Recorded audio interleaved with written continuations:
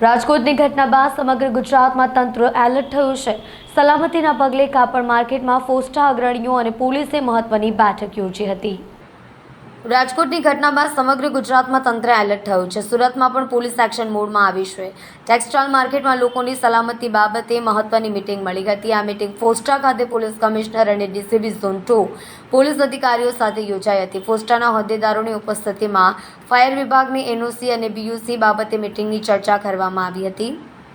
હાલમાં જ રાજકોટ ખાતે ગુજારી આગની ઘટનામાં નિર્દોષ લોકોએ જીવ ગુમાવ્યો છે। રાજકોટ અગ્નિકાંડ બાદ તંત્ર જાણે સફાળું જાગ્યું હોય અને વિવિધ શહેરોમાં ગેમ ઝોન બંધ કરાવવામાં આવી રહ્યા છે। ત્યારે ગેમ ઝોન અને ટેક્સટાઇલ માર્કેટમાં ફાયર સેફટી છે કે નહીં એનઓસી બાબતે સહિતની માહિતી મેળવવામાં આવી રહી છે। ત્યારે ટેક્સટાઇલ માર્કેટમાં લોકોની સલામતી બાબતે મહત્વની મીટિંગ મળી હતી। આ મીટિંગ ફોસ્ટા ખાતે પોલીસ કમિશનર તથા ડીસીબી ઝોન 2 અને પોલીસ અધિકારીઓ સાથે યોજાઈ હતી। ફોસ્ટાના હોદ્દેદારોની ઉપસ્થિતિમાં ફાયર વિભાગની એનઓસી અને બીયુસી બાબતે મીટિંગ ચર્ચા કરવામાં આવી હતી।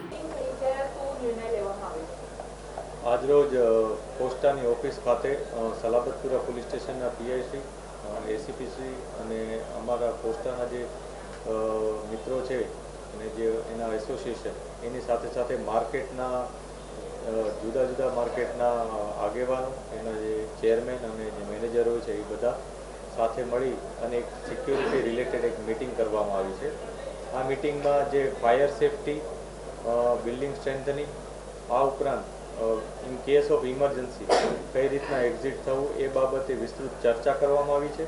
આ ચર્ચામાં જે બેસિક જે નિયમો છે જે કોઈપણ બિલ્ડિંગમાં હોવા જોઈએ એના માટે ભાર મૂકવામાં આવ્યો છે અને બધા લોકોને એ વિનંતી કરવામાં આવી છે કે પોતપોતાના બિલ્ડિંગ્સ, પોતપોતાની જે સિસ્ટમ્સ છે એને એકવાર એ લોકો રિવ્યૂ કરી લે।